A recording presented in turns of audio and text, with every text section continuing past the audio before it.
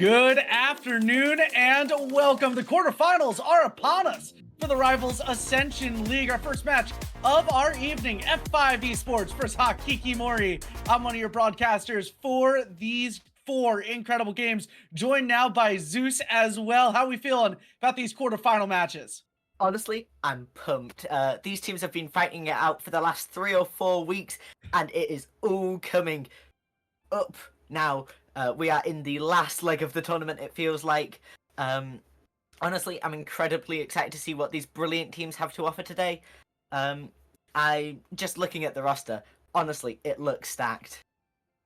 Yeah, I mean, absolutely. These two teams have looked great. F5 coming in 3-1. A couple of players to look out for. Of course, there we got Drill Master standing near the top of the kill sheet there. 222 kills over his, I believe, 7 games played.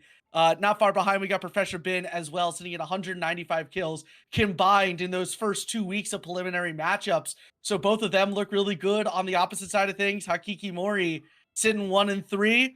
They're looking good as well, but we got a couple of updates on them, don't we, Zeus? I mean, yeah, those are some incredible stats to be holding, I'll be honest.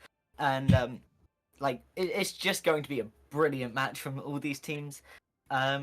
Just like looking at the full roster, we have for F5 Esports, Profin, Fleeb on tank, Volkzera and Drillmaster on DPS, then Will-O-Wisp and Pinhead on support, and for Hakikimori we have Ritual and Tuffy on tank. I believe it's their first time playing with Hakikimori, so it'll be interesting to see how that plays out. Then Kulin, Sarin, Jayo, and Severin as the rest of the roster. Kulin and Sarin on DPS and the others on support. Yeah, I think it's going to be really interesting to see what this Hakikimori team looks like without their two vanguards. It was Ding and Sisyphus that were playing in those vanguard positions as well. They looked really good. 155 kills for Sisyphus, 114 for Ding. Both of them, or Sisyphus sitting with around 59 deaths, but Ding only with 30 in his 6 games played. So, you know, those two really held it down for this Hakikimori team, subbing in not one but 2 vanguards. It leaves a lot to kind of think about and to scratch your head about how this team will adapt to having both. You know, typically we find that the in-game person calling all the shots is one of your vanguards, and everyone calls the game differently. So excited to see what this Hakikimori team can do. Of course, not our only matchup of the evening. We got 3 other games to play. 6 p.m. Empire Gaming going up against UKN Neko Espresso. At 8 p.m. Cafe Noir up against Project EXR. And then our final game of the evening taking place at 9 p.m. That'll be Calamity Nightfall versus Quantum Esports. So it's a wild night here for the semifinal, or for the quarterfinals, getting ready for the semifinals and finals tomorrow. So it should be a lot of exciting matches, and it all starts on Hell's Heaven, our first map of the evening. What do we think about this? I mean, honestly, I'm so pumped for this entire tournament. I'm especially excited for Cafe Noir and Project EXR later on, because they are easily the best teams in this tournament I've seen so far, I think. And so that is just going to be a colossal matchup. Hydra Charter Space, Hell's Haven, really fun map, honestly. It's got a lot of verticality, so we're potentially going to see some dive. And like high mobility heroes work really well, which is always so cinematic to watch. And yeah, I'm genuinely pumped. It's going to be absolutely incredible. I'm excited. You know, this is also, along with the verticality, along with those dives into the backline that we might see, a lot of frontline action as well. This is a great map for, I believe, Groot on this map. Is he just dominates with those walls, sectioning off areas, keeps things rather tight before you get onto all 3 of these points that are just absolutely insane to look at, absolutely insane to see. And it's going to be great. I know we've seen this a lot throughout this map itself, a lot throughout the preliminaries, and that ban, I've never seen it go the same between ban and protect phase. Every team's got their own style of banning and protecting, and it's going to come out here. I know both these teams coming off of great preliminaries.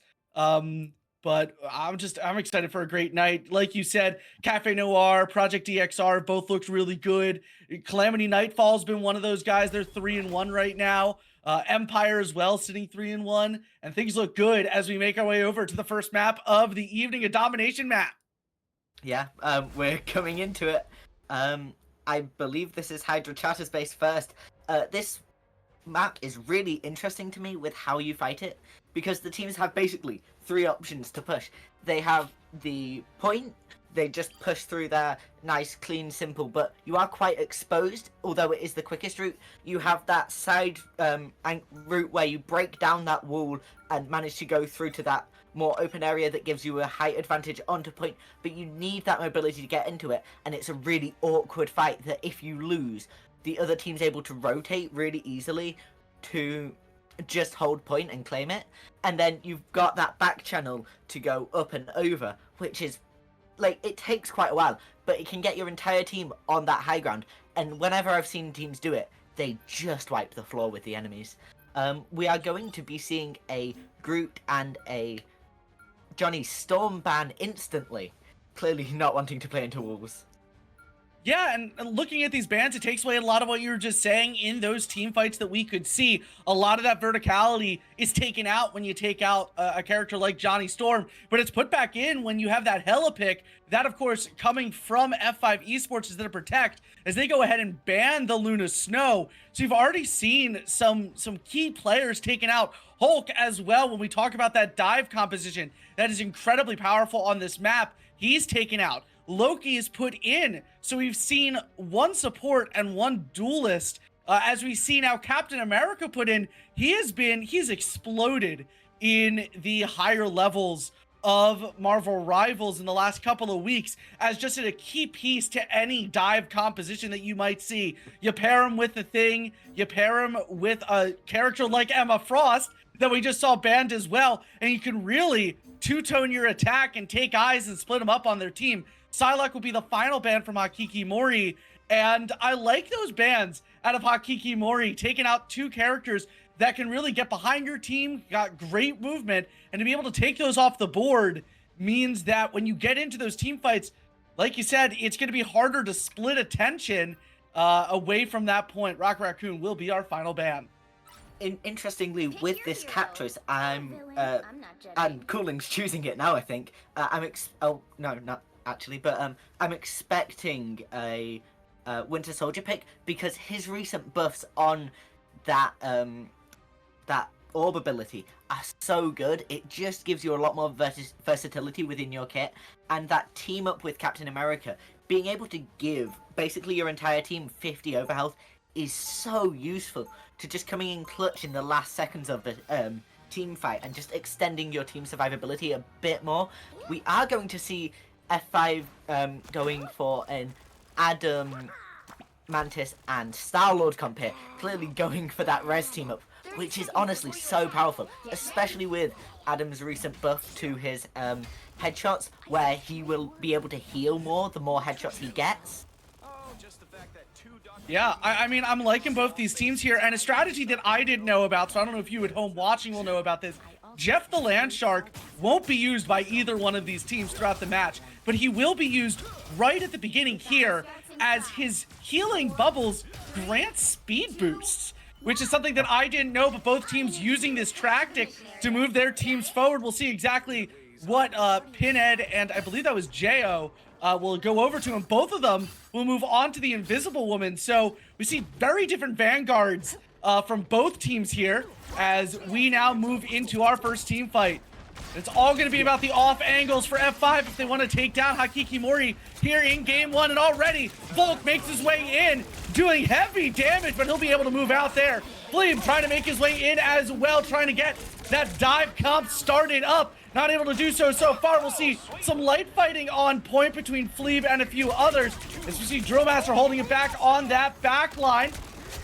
A little bit of separation gives Drillmaster a great opportunity. He'll grab the first kill here against F5 and Hakikimori.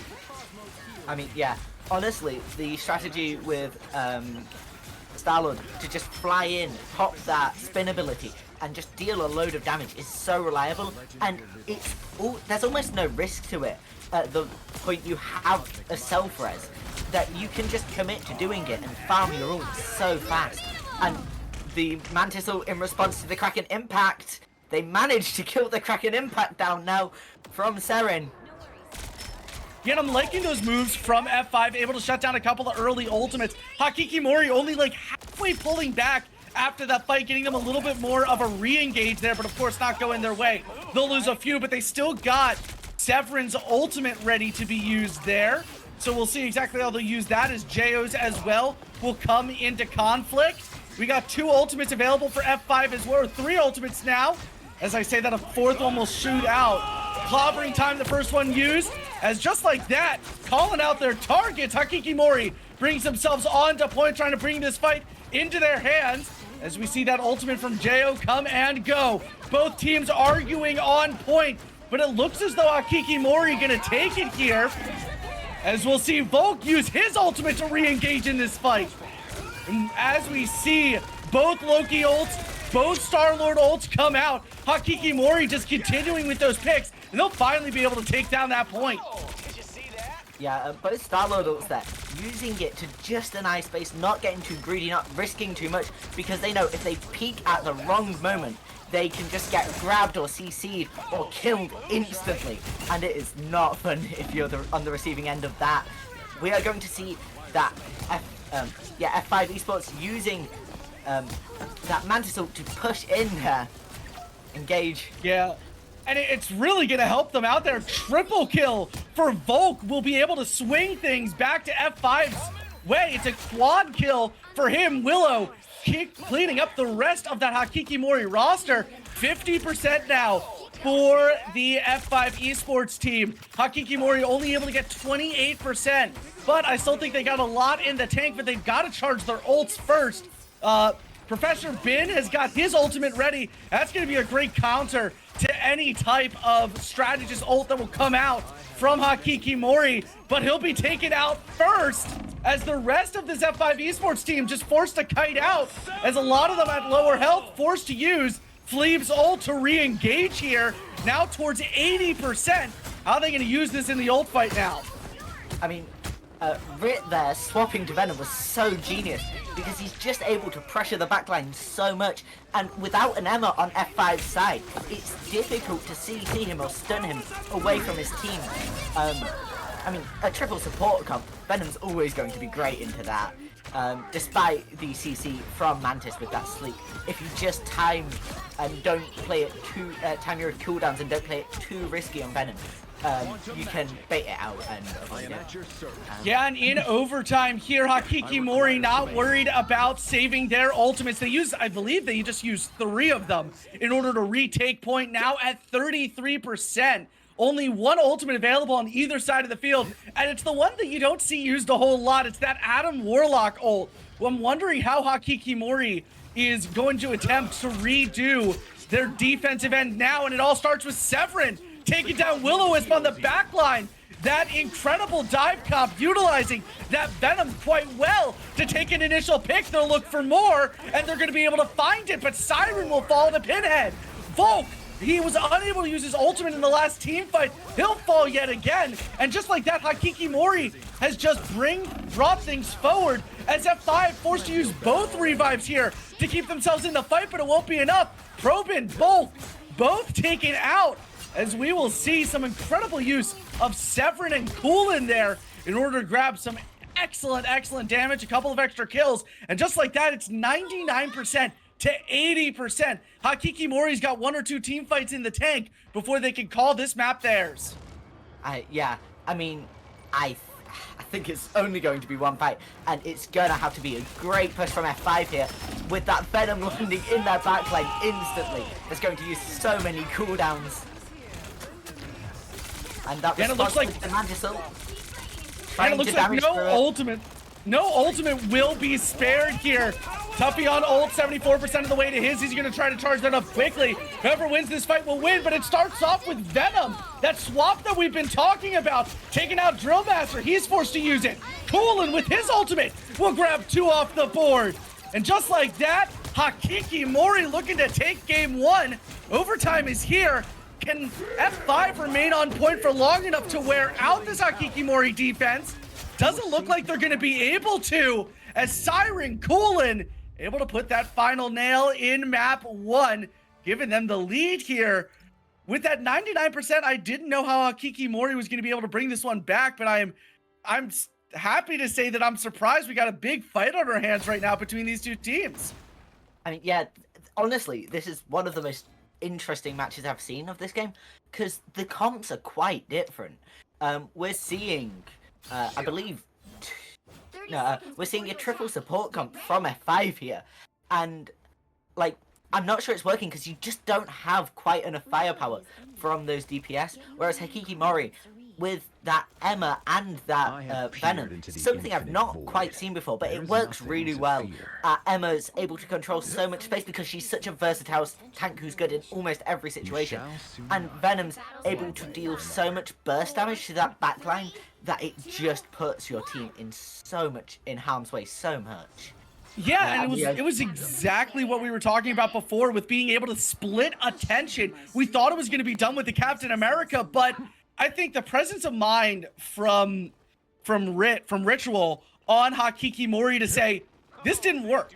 Let me switch to a different Vanguard, same concept, and let's see if it sticks. And it does, as he'll make his way in for this first fight. 3 ultimates available to Hakikimori's.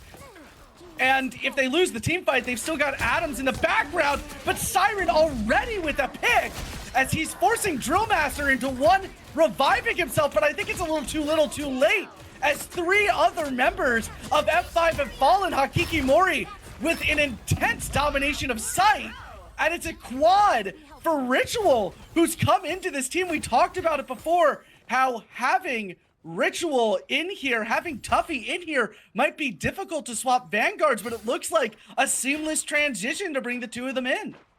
I mean, yeah, it's honestly worked brilliantly. They clearly have such good team coordination. And interestingly, both teams are now on triple support comps, and I think the low-key choice is better than the Invisible Woman here, just because that Immortality Totem is so useful for improving team survivability, far more than the CC you gain from someone like Invisible Woman. And yeah, that was a fast fight. That was a fast fight there, and I think we talk about ult economy so much in the game of Marvel Rivals. 2 ultimates used to get 6 players of F5 down. Of course, they only had Volk's ultimate available to them. Now they've got Philebes. They're looking a little closer on Drill Masters and Willows for a little bit of extra survivability. But to be able to keep 2 support ults and Coolin's ult, which has averaged 2 to 3 kills per ult use so far, it's an incredible sight for Hakikimori. They're forced to use 1, but they'll lose Drill Master off the bat yet again, as Volk able to only grab 1. Coolin will use his ultimate right towards the end of Volk's, as the 2 of them will continue to go back and forth. Yeah, and Hakikimori here choosing to fight on high ground because they recognize F5 aren't playing a poke comp. They don't have the range to pressure them properly. They have so much space up there that they are just exploiting so much. And we are going to see the Adam Warlock revive here. Rezzing, I think, 4 people there, but will they be able to recover from that? And they don't touch. That is going to be a point captured for Hakikimori. And I believe that is the end of that game. That was fast. That is game 1, and really a huge tempo shift out of Hakikimori. They took some middle of the road to slower team fights to start things off, to gauge where F5 was, and then all of a sudden upped the tempo. We saw it kind of in the end of map 1, but we recognized it in map 2, that by the time we were done doing analysis, the fights were already over. Yeah. And unfortunately, there's not many places to do that Adam Warlock res safely without losing the entire team off the bat. So the ability to, unfortunately, just to be too far away, and Hakikimori played that space beautifully. We talked about high ground, low ground fights. Hakikimori had this ability to run from the high ground and do anything and everything in their power. And they did. I mean, they held Yeah. Volk to 12, Fleep to 11, and the rest to just 6 or 7 kills apiece, which is absolutely insane looking at some of these stat lines. I mean, from a Adam Warlock, Mantis, and Star-Lord comp, you always expect a high number of deaths, especially with the supports, just because they play riskier, because they have a self-res, and they just died like 4 times max per player there, which is honestly a brilliant standard to be setting for your team or yourself in general. And I mean, Hakikimori have to be confident there, but I think that the first match is always the least important because a meta will form within a set of 3 between these picks and bans.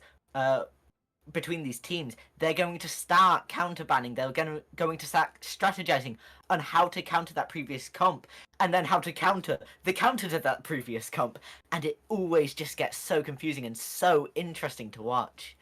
You know, the other thing that I find interesting here, you talk about that ban and pick phase as we get ready for game 2 in the intergalactic empire of Wakanda. The Hela was protected by F5 and they didn't use the Hela. And it confuses me sometimes when we choose to save heroes that we know that we're not going to use, especially a character as strong as Hela. I wouldn't even draw attention that she would be in the game. But of course, we see that happen, and we'll move into game 2 now. And, you know, I find that interesting how picks and bans are going to be manipulated here. Remember, Hakikimori is the team that came in here 1-3 after the preliminary matches. F5 3-1 after a couple of dominant victories.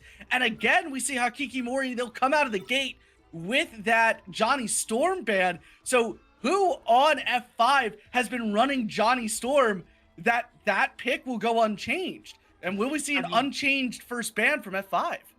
I mean, last week we saw that Johnny Storm was just dominating the brackets, and that instant ban on Loki, clearly seeing that they saved it last time, and it worked wonders for Hakikimori. Just that totem of invincibility and the survivability of Loki is really frustrating to fight.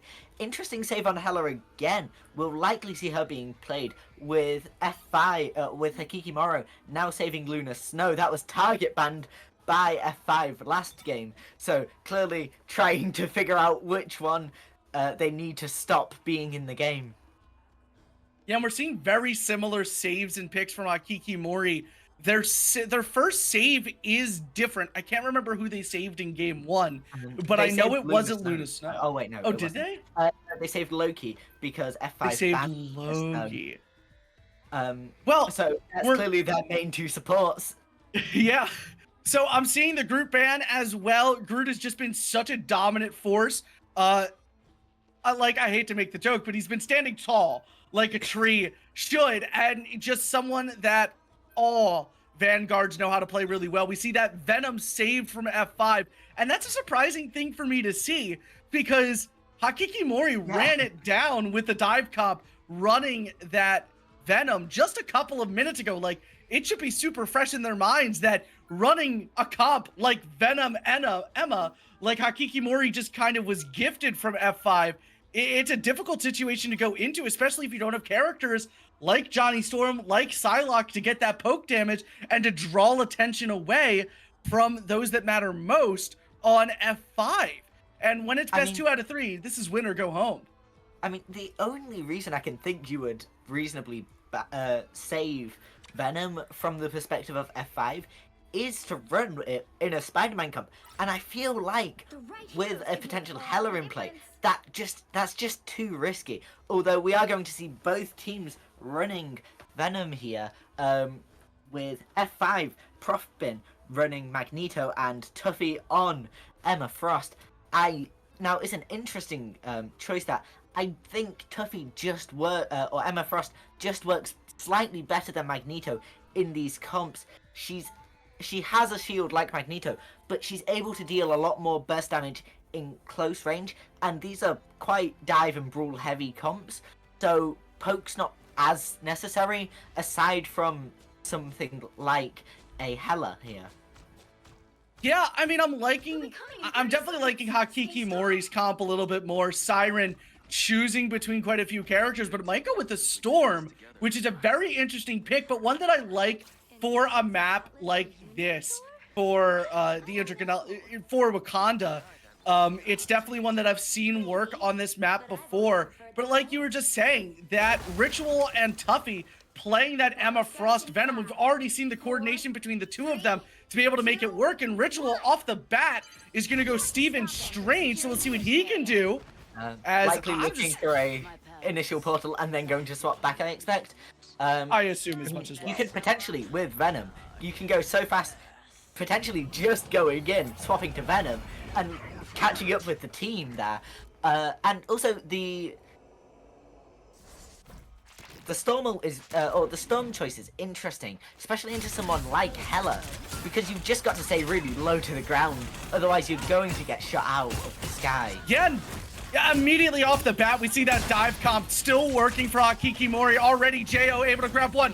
Siren presses Professor Bin as well on that Magneto, and just like that, this entire F5 esports team is split. Those two strategists under siege from both of the vanguards. Siren taking out Volk, Tuffy taking out Pithead, and Will-O-Wisp from Ritual. And just like that, you've already got your team on site. What does this mean for F5 as they plan to continue defending from this now charging Hakikimori team?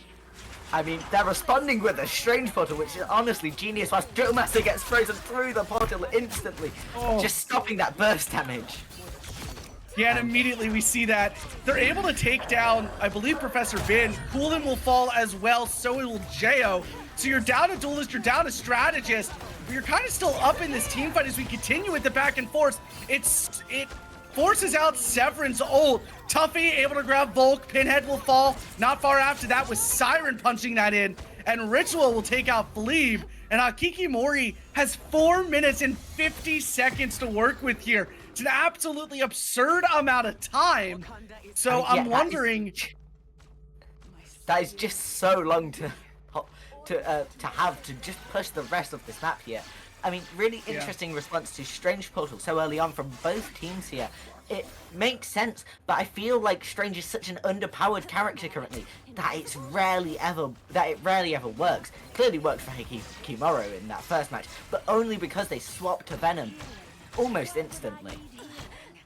Yeah, we kind of look at the backline here as Coolin unfortunately falls to start off this team fight.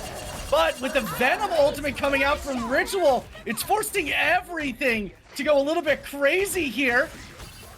As Hakikimori uses 2 of their ults in order to gain a little bit of ground, but they haven't killed anything yet, as the teams will dispense with the pleasantries, kind of move things back and forth.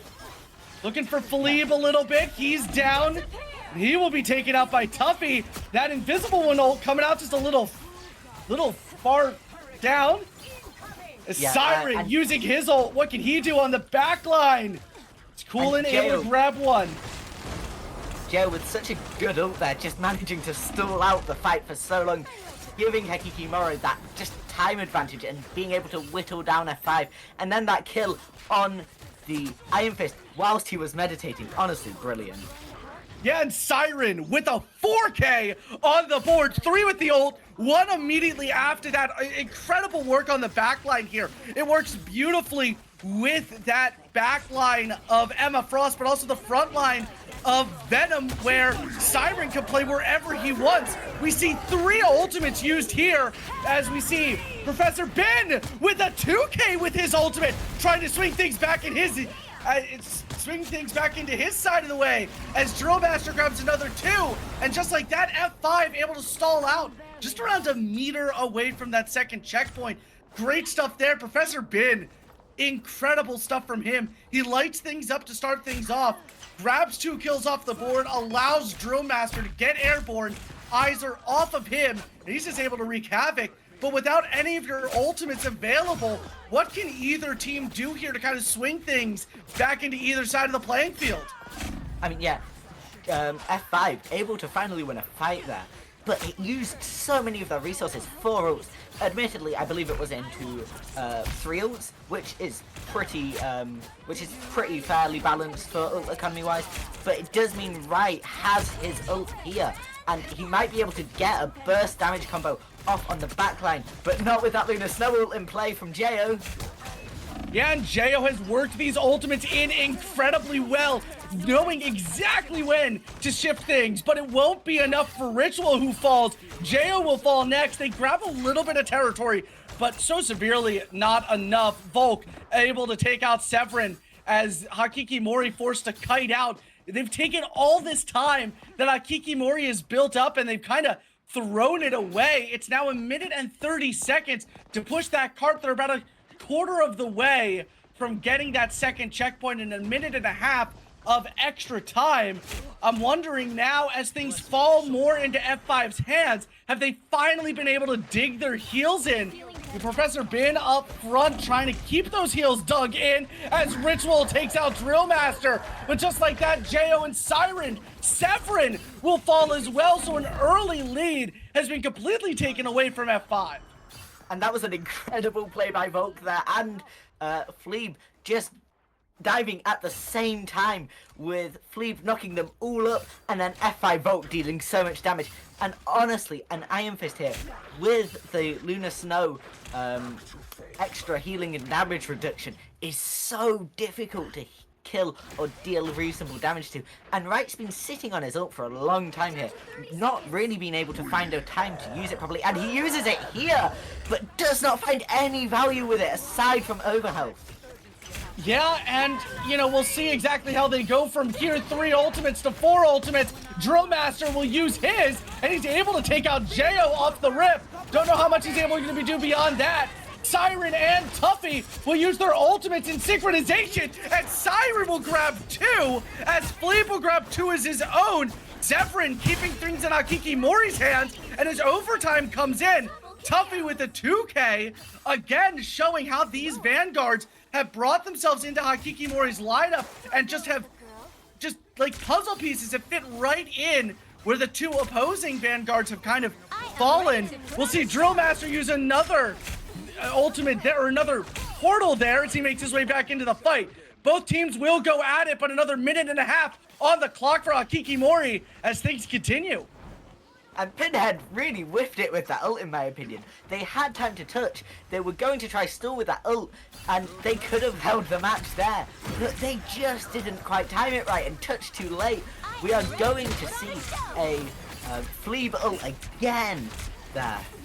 Yeah, but Jo back on the board with his, trying to make some extra territory, and it's a lot of time in that damage boost, more than what F5 would want, and just like that, Siren, Ritual, and Tuffy twice now, will be able to grab kills. And again, this Iron Fist has worked really well when F5 was able to dig their heels in, but now Volk just staring at the backline from afar, waiting for that opportunity. He's found out and has to move away, and he just hasn't been able to help his team out as much as he would want.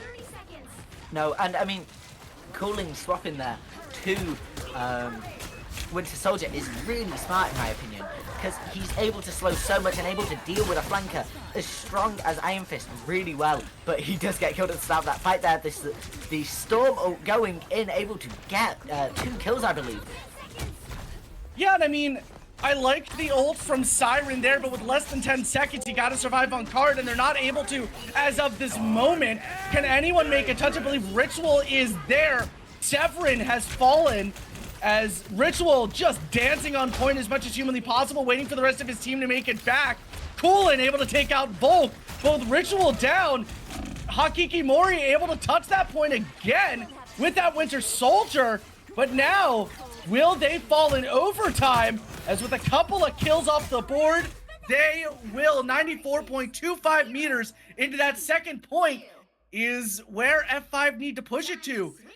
And it's do or die for F5 in this moment. They lose, they're out.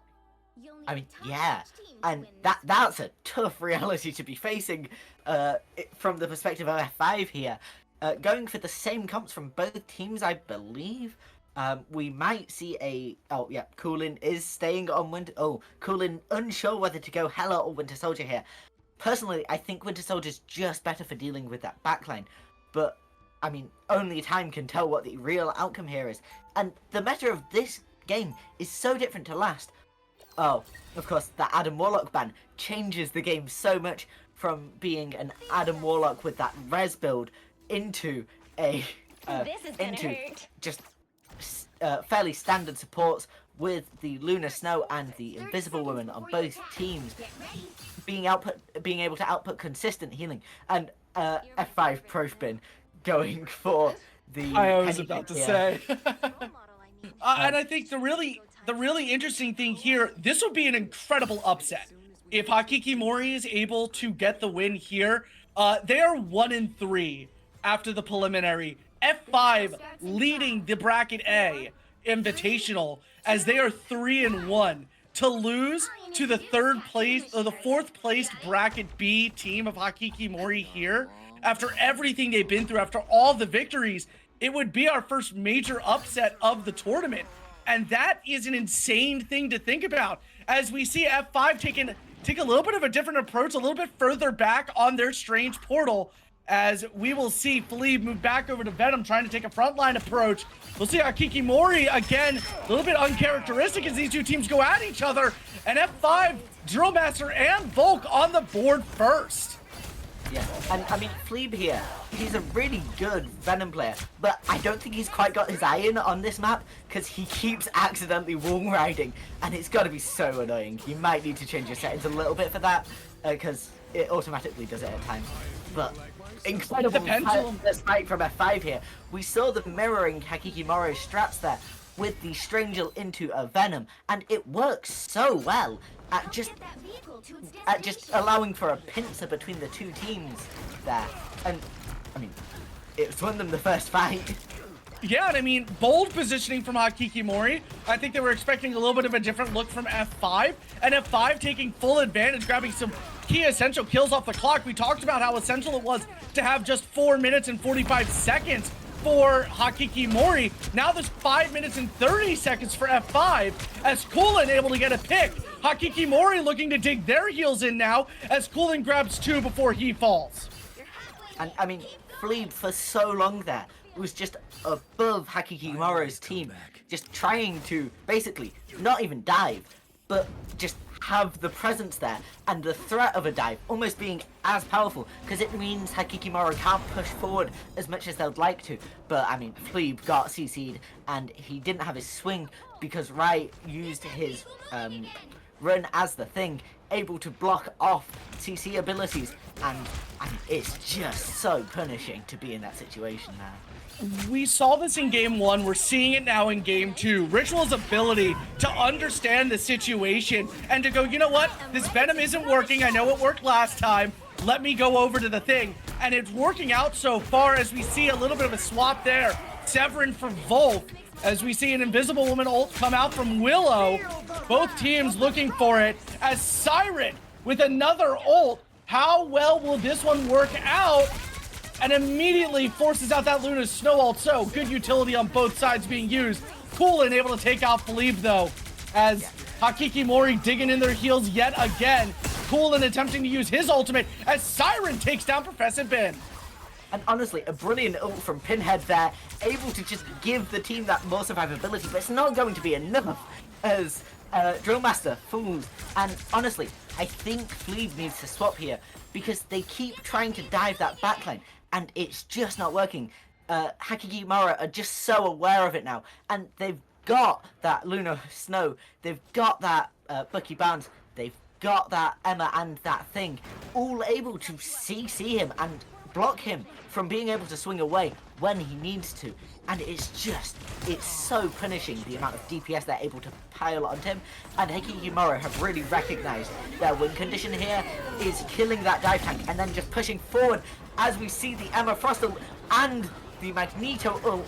And it's trades on either side here. I apologize for interrupting, but Siren going back and forth. It's 3-4 as both teams look for anything. Drillmaster with a couple of great shots will put him back on the board. Incredible stuff from these two teams, making that dive count. They thought that they could just pump into Venom there, but they used that against him. Yeah, I mean, Jo trying to push up here, right trying to push up here with Jo and and Severin in the backline, with Jo then holding point with that Storm using the damage boost to try and kill him, but F5 Drillmaster on Hella able to get 2 kills. And Drillmaster's looked fantastic, but so has Siren taking down Volk, who's been on that Iron Fist. Haven't seen a lot of use out of him, as we now see Willow activate her ultimate, as Siren taken down by Professor Bin, who's now trying to make something work on the Steven Strains, manipulating through those portals, trying to get as much damage done as possible. He will fall, and the interesting thing here, because Professor Bin used his portal now, we won't see another portal until overtime, because he's got 116 seconds left on it. And just like that, Ritual able to take down Drillmaster. As we've seen that back and forth between these two teams, we've got Professor Bin back on that Magneto. He's made use of it before, taking out Ritual in one of those last fights, now towards 60% of the way towards his ultimate. But we got only 2 ults available. The Vanguard ultimate from Ritual on the Thing, and Pinhead's ultimate on the Luna Snow. So a counter to one another with just over a minute remaining. Yeah, this is honestly an incredible game so far. It's been so interesting how both teams have been able to hold so well at this point. But F5 Drillmaster honestly getting so much. I think that was a quad kill. And like, he was just clicking heads so consistently there. This is why Hell is better. And the response with the Lunar Soul just touching for that bit longer. Yeah, and just like that, we see shields up, pretty much nullifying a lot of Drillmaster's ult. We'll try to see something out of Probin there, not able to see much. Pinhead using his ultimate as well, as with just 23 seconds on the clock, everything's coming out now. Siren with 1 before Will-O-Wisp was able to take them out. Meanwhile, both teams just trading back and forth. 1.37 meters for F5 to get that extra minute and a half. But with 10 seconds on the clock, what can they do? They're able to take out Hakikimori, and I believe they'll get it. So a minute and 30 is all that is left. F5 truly has to take the fight to Hakikimori here and grab this win. They put themselves in a good position to try to get to a map 3 here by stalling at 94.35 meters. And now we see up towards 25 meters as F5 starts what will be one of their final pushes.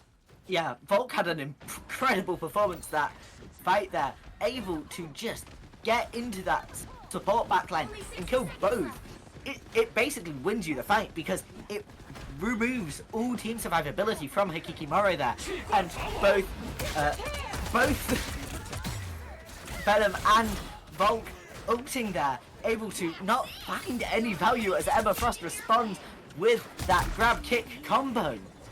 Yeah, now we talk about that survivability. Jo and Cooling move over to the unlimited ammo combo of Punisher and Rocket Raccoon. Cooling's got his ultimate, a great deterrent here in the last 30 seconds. Jo's got his as well. Siren for that backline, as Siren trying to move things in, forcing out some ults there.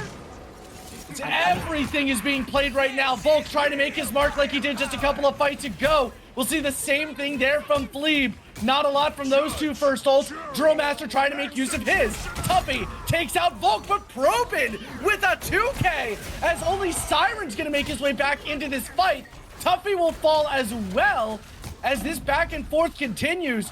Coolin will be back in. Jo will fall, and now they're going to be less than 5 meters away. No ults except for Pinheads to use. Can they get a touch?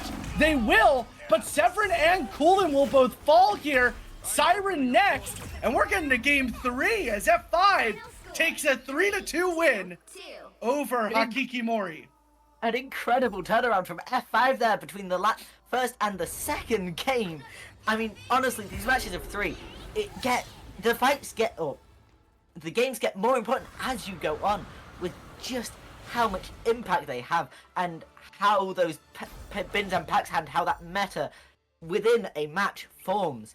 And I mean, honestly, I was really skeptical of F5's choice to run a Magneto there, but it really worked because they were able to pop that Magneto ult and counter the Rocket and Punisher team up with both of their ults, able to get a 2k, including on Punisher in his ult, which is so good because that does so much damage.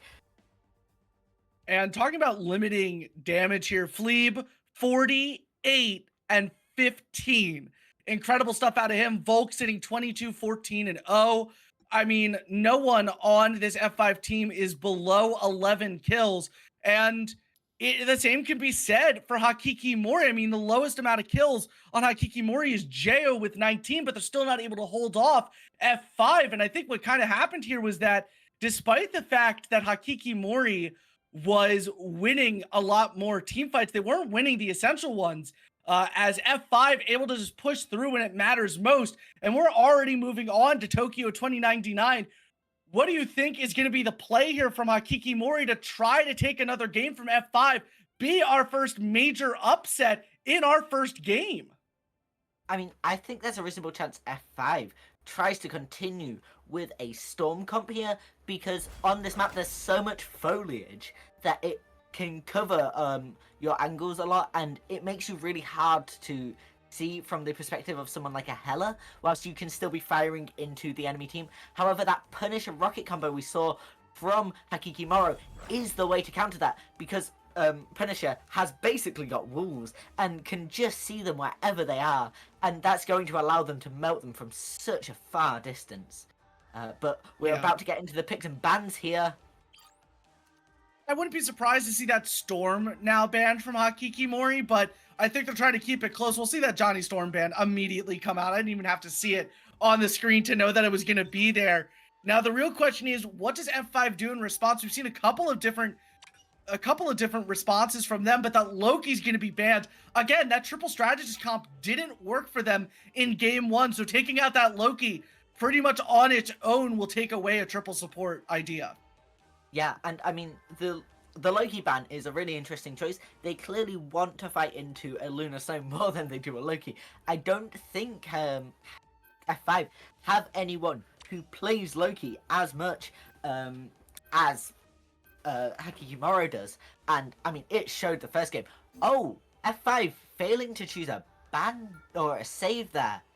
And that will come back to bite them. I can almost guarantee it that at some point in this game, there's going to be a character that they would have wanted, and they will not be there when it matters most.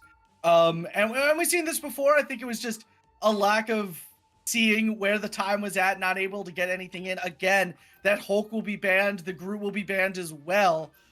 Curious to know what that save would have been. Maybe that would have been a Hela save, which is what they've been tending to save first.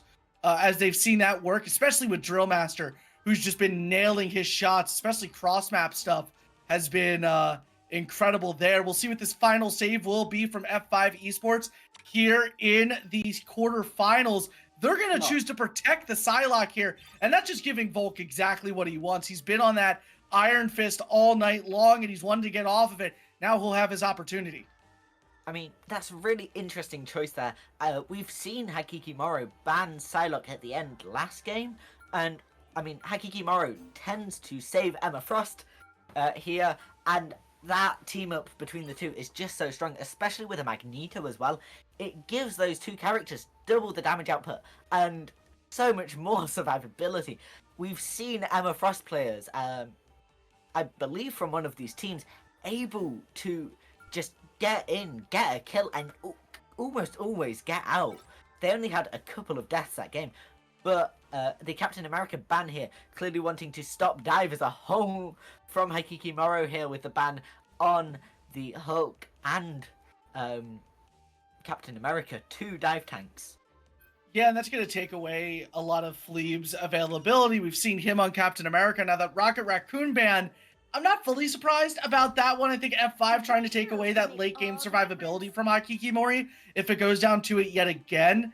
Now we see Siren on the Adam Warlock, Jo trying to pick between a few. So will we see a triple strategist comp without that Loki present? It looks like we'll be running triple res with Siren, Jo, and Coolin running Adam, Mantis, and Star-Lord respectively. Ritual choosing between that Magneto again. And we'll see what they can do. Hakikimori on the attacking side of things. They'll have 4 minutes on the clock. And kind of like you said, all 3 mutants trying to put them on the board. But Volk will go out on Hela first. Meanwhile, they're going to be running triple Vanguard this time around. Very interesting. We've seen this from F5 before, and it's one of their comps that's a little bit more successful. So I'm excited to see it. Double Shield and Professor Bin and Fleeb with, or triple Shield with the 3 Vanguards that they've chosen. I mean, yeah. Triple Shield's a really interesting one. It can be really frustrating to fight into as specific characters, but Hakikimori haven't really chosen any of those characters, I think. So it's just going to be about blocking off sightlines and angles for abilities to work, especially with someone like Kulin on that Starlord, who's going to be basically all his damage from his spin ability blocked, but an early kill from Fleeb there. But it won't go his way. Fleeb and Volk will combine for 2 kills. Siren able to bring one back, but again, you know, we've seen this already from Ritual as he's trying to continue his onslaught on the backline. He forces some eyes and forces Kulin to get a triple. Excellent stuff with 3 minutes and 20 seconds on the clock. The Hakikimori team will start their first advance with the cart. Early stuff from F5, and it just shows how dominant a triple shield Vanguard comp will work, especially in the hands of F5. But Hakikimori looking good. They'll use their Strange Portals off the bat. It's just the damage will be poured in from F5. And they'll trade off a Vanguard for a Duelist. As again, we'll see things move around. I mean, Drillmaster here, clearly able to try and get 2 kills in that backline, but not able to live much beyond that. Just getting a bit too greedy there. And I mean, this is really interesting to me. But Fleeb, of course, falling there. And I think F5 got really greedy there that first fight, trying to spawn hold, because it rarely ever works. And it actually gave Hakikimori a great advantage because they were able to stagger F5 Esports there, which honestly is just so frustrating to play into. Yeah, and I like this presence of mind for Ritual as he's just dominated this match on Vanguard all night long. Again, making good moves on the backline. 3 ultimates, Jo, Ritual, and Severin all using theirs. It's a double support ult for Hakikimori. Siren yet to get his. They're going to grab a couple of picks and just kind of kite their way out. They'll force out 2 ultimates from F5. We'll see what they can do. Ritual's still looking a little bit low. Multiple ults being used there as Fleeb fighting for his absolute life. He'll be saved as Volk able to grab 1. As these teams continue their back and forth, Hakikimori will retake possession of the cart and push things forward, but for how long can they do it? As Volk now, with his ultimate, able to grab 2 off the board, and he'll look for much more than that. Yeah, that was honestly a great fight from F5 Esports there. Able to hold just before they capped, and Hakikimori have 1 minute and 10 seconds left on the clock here. It's not long to cap, and if F5 can hold at this first stretch, that's going to be such a strong advantage and lead for them in this final game of this match. And there's a lot of advantage given on this second point to the attacking team. So in this case, it would be Hakikimori. So trying to prevent that as much as possible. 2.5 minutes is a lot of time, and there's a lot of space to give on that second point. Like the first half of it is practically free for Hakikimori. But they're going to continue to move things in. Ritual able to grab 1, Kulin able to grab another. But Drillmaster on the back line able to take out 1. But will it be enough? I don't think it will. Jo using his ultimate to his advantage as he will put on a show on point, grab a couple of kills for Tuffy. And just like that, I think point will go the way of Hakikimori. F5 will not have Fleeb's portal available to them. So they're going to, they will have it available to them. But another great hit there. And they're going to be able to touch point 2 minutes and 30 seconds exactly. They went in just by the skin of their teeth, and just like that, F5 canceling the portal. They will not even let it go for the entire time. Great stuff from Hakikimori there. And I mean, this choice to not only choose Strange but stay on him is really interesting to me, because Strange I don't think is a good character here. He's got relatively low damage output. He's got that burst damage combo, yes, but beyond that, it's almost capped, because if you build up that too much dark energy, you're kind of shooting yourself in the foot there. We see multiple ultimates there. Sorry, Coolin able to take the fight to Willow, taking out one of those two strategists there. Jo able to take out that Stephen Strange like you were talking about before. Professor Bin taken out. Siren able to take him down. These two teams shifting sides, but again, with a minute 30 left on the clock, Hakikimori just kind of charging things as they are able to take an early lead here. They got 3 ultimates ready to use, as we'll see Volk on that Hela grab a kill on Coolin and immediately activate his ult. And right, using that ult there in F5 Esports' backline, but it's not going to find any value, which gotta be frustrating from that perspective. Although, to be fair, they did do it before a fight had even begun, so it was always going to be a risk-reward situation. And that Emma Frost managing to get Prof Bin. No, but it will go F5 Esports' way with just under 50 seconds on the clock. Hakikimori will still choose to use Severin's ultimate because they'll use Sirens alongside of it to bring back the rest of this team. Jo, the only one to be able to be utilized in that one, as Tuffy takes out Volk. And just like that, we've seen this from Hakikimori before on Hell's Heaven, as they're just trying to move things. Drillmaster with not 1 but 2 kills on the board for himself.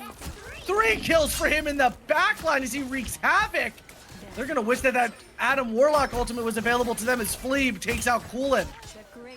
And I believe Wright is actually on controller here, which honestly is just adding an extra level to the impressiveness of his plays here, I think. And that strange portal from Seren, able to touch, trying to push that point in one last fight because it is currently overtime.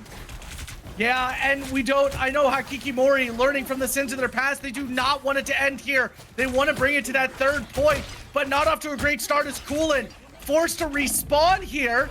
Only 1 member of Hakikimori back on cart for just a second. Ritual able to grab 1, not a lot of output there, but Siren able to make things back into Hakikimori's hand and still grab 1. He'll look for more, as just like that, a pause will be initiated by Professor Bin. Not quite sure why this pause has been there. Maybe a technical issue. And unfortunately, it seems like we're from going one to of the disconnect. players. Got it. So Will-O-Wisp is the one disconnecting there, but incredible stuff here as they will be so close. We'll see what both these teams are able to do. And I mean, it quite clearly looks like F5 Esports is not able to touch it, and Hakikimori do manage to cap that 2nd point again by the skin of their teeth. They keep on just getting away with this. And Siren going back to spawn. Are we going to see a swap on the tank here? Oh, and interestingly, going into, choosing to play Storm here. Oh. Will we see another swap back in spawn? Adam Warlock will be the pick from Siren. And I think I like both these picks for different reasons. First off, that pick out of Storm would be an important one, but Siren making the Adam Warlock count, taking out Drillmaster, as Severin time to take out some connections here as well, using his ult. I mean, Seren really showing why you do not mess with Adam Warlock. Because, I mean, Psylocke was just running towards F5 Esports there, and Seren was just able to hit him out of the sky almost, even in his invisibility. And that's gotta be frustrating to play into. And now with just 30 seconds on the board, Hakikimori trying to stagger this F5 Esports team, but they know better than that. They're going to wait. Drillmaster trying to use his ultimate, but just like that, we'll see some great moves and able to mitigate damage out of Hakikimori. Jo uses his ultimate as Coolin. First to fall for Hakikimori with 15 seconds on the clock. We'll see every ultimate being used here. As just like that, Volk not able to do much. Pinhead keeping his team alive as Severin, Ritual, and Jo will fall. Coolin uses his ult but not able to do much.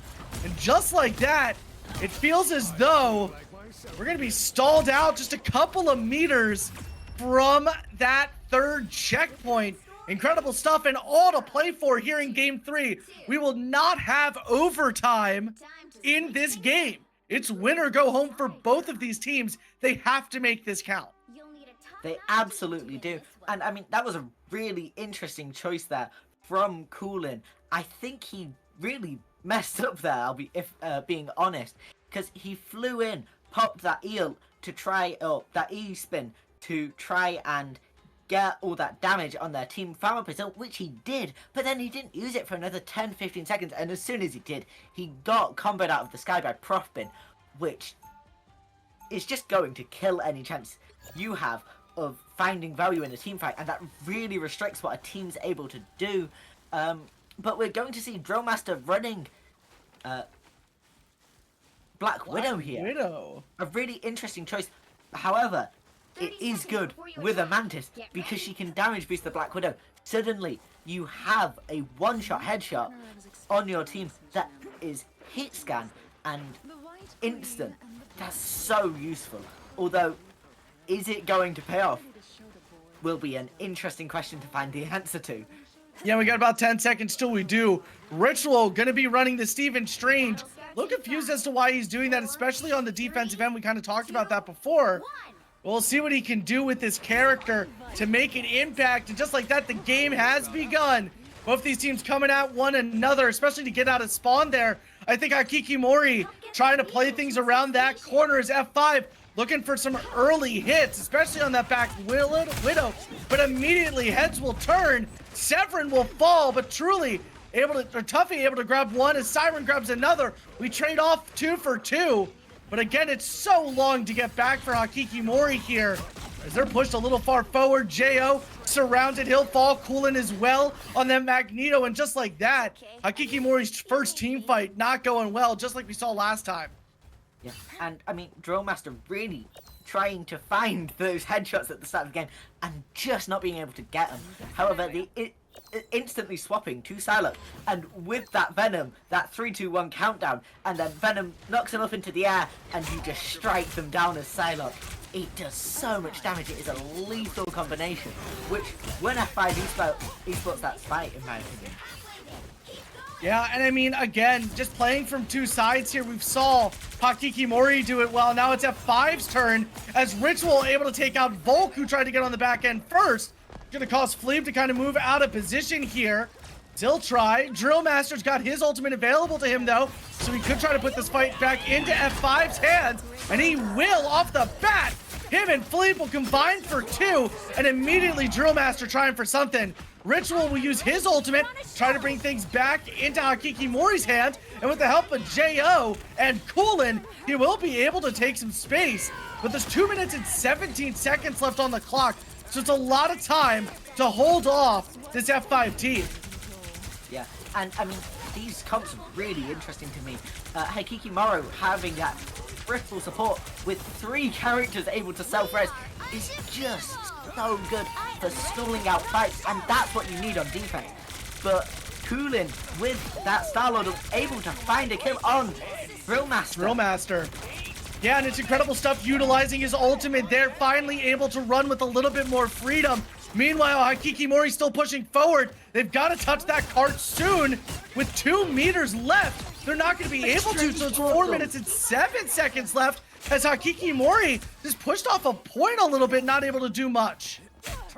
That was an incredible strange portal from Tuffy there, because he was able to, I believe it was Tuffy, because he placed it in such a way that it meant F5 could not touch without having to go all the way around, and it really confused them. Yeah, but confusion doesn't just win you games. With 3 minutes and 35 seconds now on the clock, I mean, F5 still pushing forward with a lot of strength here. And we're going to see the switch off of Strange back to Emma from Tuffy here, which honestly, in my opinion, makes complete sense. Volk able to try almost get a kill on Emma, but not quite. Yeah, and Jo in that back line, pretty much single-handedly trying to keep his entire team alive. Him and I believe Siren were in that back line, but not able to do much. The rest of them will fall. Now more than 50% of the way to this second checkpoint with 3 minutes still on the clock. Hakikimori wants to take as much time as possible, but when members of your team like Siren get staggered the way that he just was, it just doesn't work in your favor. Now Hakikimori able to take out Volk, but can they make this advantage stick? The rest of their team moves around. Drill Master and Jo both using their ultimates. Willow will also use it, as Professor Bin trying to use his as well. Not a lot of damage done on either side.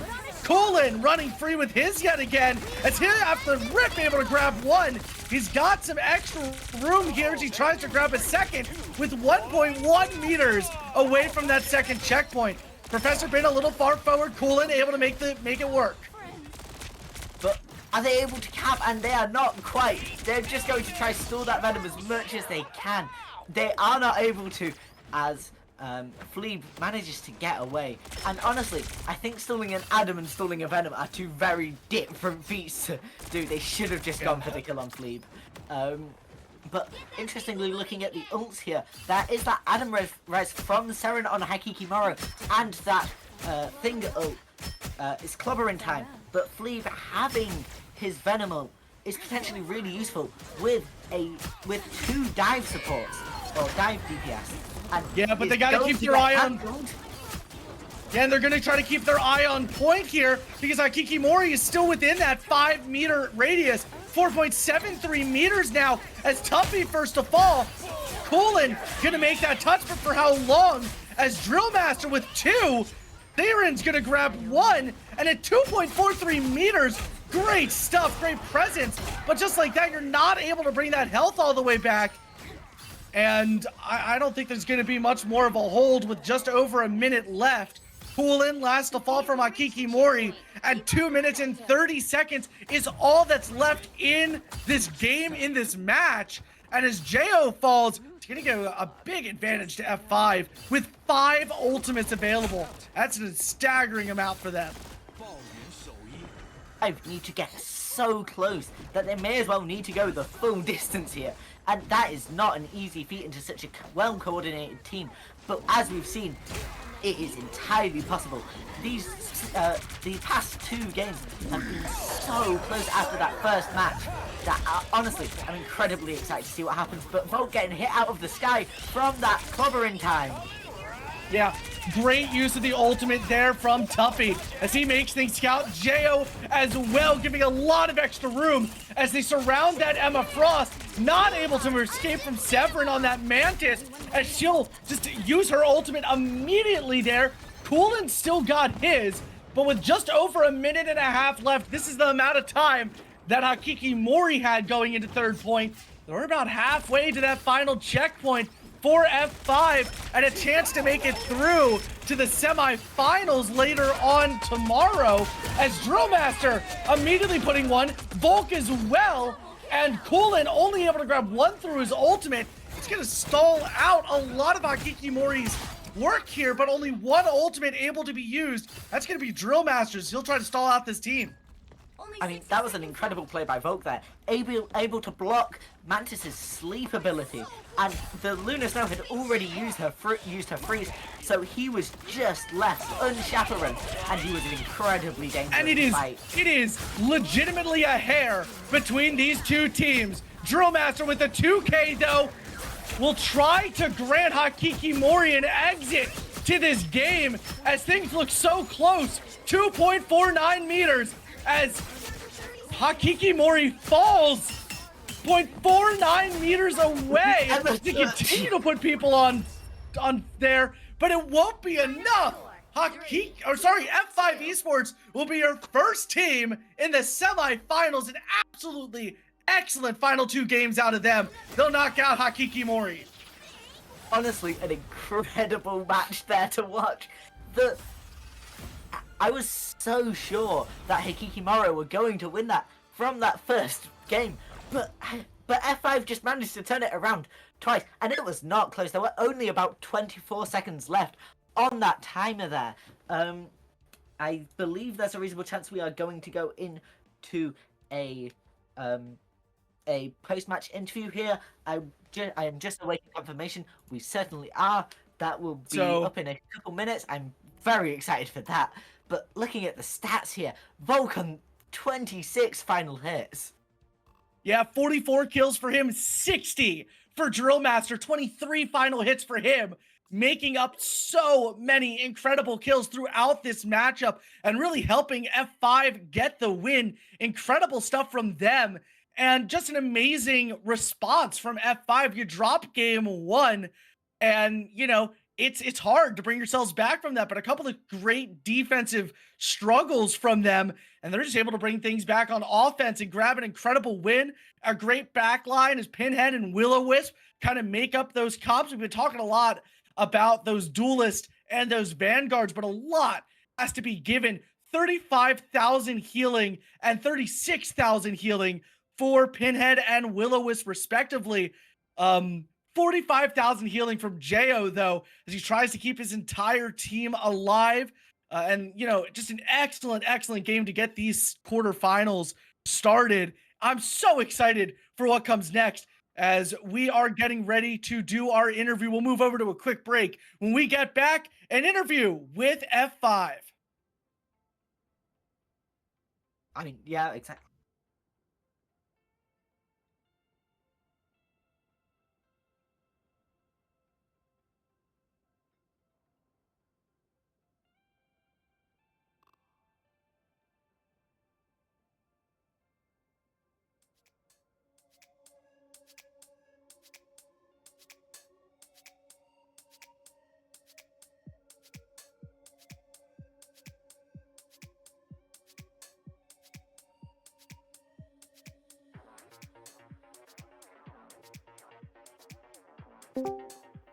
Bro, like easy dub, bro. What can I say? Hello?